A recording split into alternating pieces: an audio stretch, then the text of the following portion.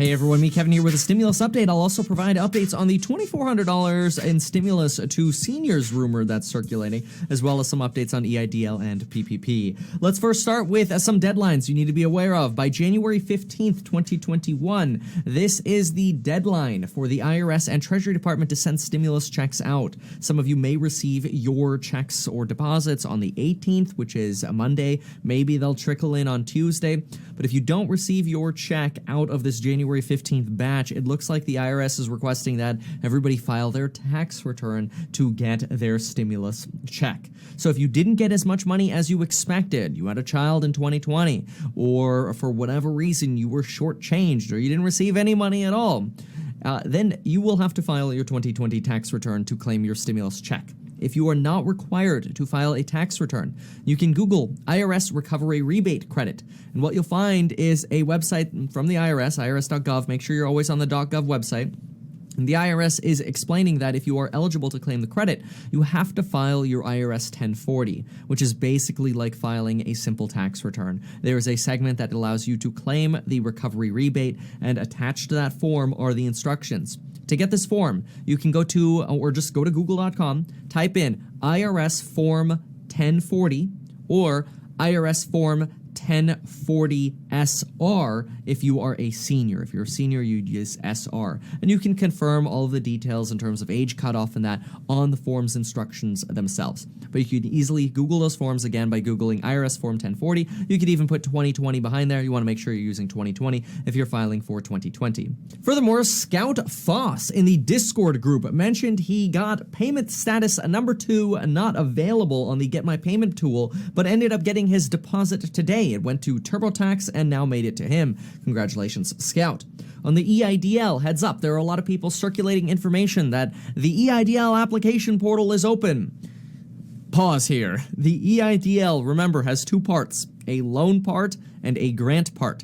The grant part is closed. It is not open. If you want the grant, the free money that you do not have to pay back, I would not apply for the loan portion. Yes, the loan portal is still open, but honestly, even if I were going to apply for the loan, I would probably wait until the grant is available so that way with one application you apply for both. You could always deny the loan and take the grant.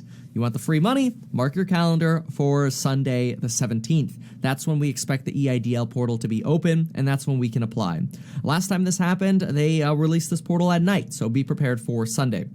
Also, remember to make sure you deposit $100 with Webull and M1 Finance to get not only $21 in free stocks from Webull, at least, at minimum, but also get $30 totally for free with M1 Finance.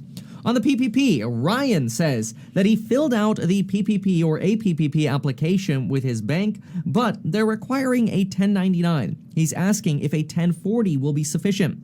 A 1040 is a tax return, so therefore the answer is no. You need to show proof of actual income. If you can't show a 1099 as an individual subcontractor, basically somebody who is a sole proprietor and contracting their services, and you get paid with a 1099 when you get paid. If you don't have a 1099, you're going to have to show proof of income in a different way.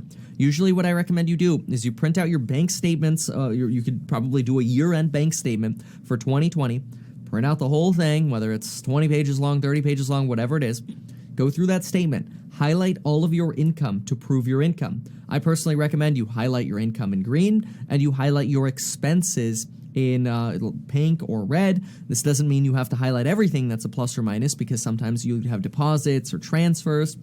And what I would do after I highlight this is I would put it on a spreadsheet, and sometimes you can even export this information from your bank in the form of a spreadsheet, so it makes highlighting even easier. You could do it digitally if you want. But what you want to do is you want to show what your income is compared to what your expenses are if you don't have a 1099, and then that way you can take whatever that number is, divide it by 12, and say to the PPP company that you're applying to, this is my income. So that way, when they ask you what your payroll is, you put that number in. So let's say you had a net income of $24,000 last year, then you would divide that by 12 and say, hey, I had $2,000 of net income. Here's the information that I could provide you. Here's my income all in green, and here are my expenses in red. If you have a 1099, technically they don't actually even look at your expenses. So what some people are doing is they're just providing their 1099 and saying, here's my income, that's my pay, please provide me a PPP loan based off this.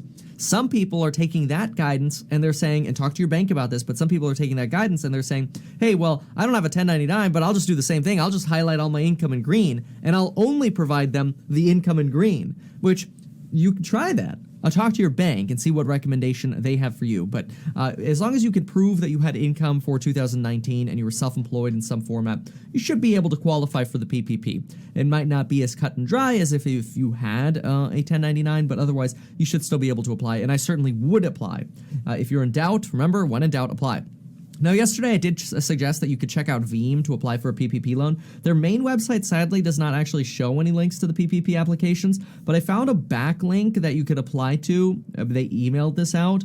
So you could go to metkevin.com/Veeam. It'll redirect you to the Veeam pre-application. I'm not sure if that's going to turn from pre-application to application tomorrow, but if you're looking for a way to apply, that might be an avenue for you. metkevin.com/Veeam. Victor Echo Echo Mary. All right, if you have not yet applied for the PPP, I highly encourage you to do it. Remember, last time the PPP wasn't as popular because people weren't sure, was it going to get forgiven? What were the tax implications? Now we know it's really easy to get forgiven. It's basically a ton of free money if you have a side hustle, self-employed, whatever, Uber, Lyft, doesn't matter, you're all eligible. And you get some huge tax savings here because whatever you spend money on ends up giving you an additional tax savings on top of that. It's the best stimulus you could possibly ask for. Way better than the stimulus check. And again, this is our country. What does our country always reward? Companies and investors. Individual people get rewarded last and with the smallest amounts. If you want to track your unemployment or stimulus check deposits, remember you could also go to metkevin.com/tracker, or you could consider using HelloSkip by going to metkevin.com/skip. Regarding the third round of stimulus checks, Donald Trump's impeachment trial in the Senate could delay the next stimulus package. Joe Biden is expecting to request that half of the first day's time in the Senate be dedicated to the trial, and the second half be dedicated towards confirming his cabinet, so that way they can start working on the stimulus proposal, which Biden is expected to release the stimulus proposal package, or the entire proposal package, I guess that's right, on Thursday. So that is in 2 days from now on January 14th. Mark your calendar for that. Expectations for this, by the way, are that it is going to be a massive stimulus package. We're not quite sure yet if they're going to try to rail this through with just 51 votes and not get any Republicans on board. We'll see. I think it comes down to what Biden ends up saying regarding liability protections to see if he throws a bone over towards Republicans. He may not. We'll see. We know that Joe Biden likes to remain as bipartisan as possible to get more done. That's his expectation. Now, we do think that this plan is going to include $1,400 stimulus checks, so that way $1,400 plus $600 rounds us up to $2,000. Potentially an unemployment pay boost of $600 per week through October. This could get scaled up back, though. And there's also talk about a boost of $200 per month for people on Social Security income, so SSI. The easiest thing to do here is just show you exactly where this is coming from, because there are a lot of headlines like new $2,400. This is not passed yet. This is a proposal. It's part of Biden's proposal. And here it is. So more needs to be done. Congress approved direct relief, $1,200 per person to help working families through the crisis, but that's a one-off. Obviously, since this was written, we had $600 checks provided. And this is where Biden says Biden's priority is providing additional checks to families should conditions require. We already know that Biden is expecting to do the extra $1,400. That was his campaign promise. Forgive a minimum of $10,000 per person in federal student loan debts. That's proposed by Senator Warren. Increase monthly Social Security checks by $200 a month. This is why some people are calling this like $2,400 stimulus. They're basically just doing 12 times 200. So this is exactly where that language is, where that's coming from. We will see this in more detail on Thursday to see if this ends up making it into his actual package, because whether or not, like this right here, this was sort of pre-election. So this was written back in probably the summer to September to October. And this is where people are grabbing that from. So it's not something new. It's something that we may see come up, though, in the next 2 days. Provide emergency paid leave to everyone who needs it, with no one left out. This would include workers in all industries and all sectors, regardless of company size, including gig workers, domestic workers, contractors, and the self-employed. Ensure that no one has to pay $1 out of pocket for the COVID-19 vaccine, testing, and treatment. So free testing provide all necessary fiscal relief to states so that their workers and communities get the help they need, especially those on the front lines like New York. So this will be interesting to see if we see any sort of heroes pay end up coming down the pike. And again, we will know on Thursday much more regarding these details. So there we have it. That's the stimulus update for today. Make sure to get your $30 with M1 Finance totally for free. Get your 4 free stocks with Webull. And folks, we'll see you in the next video.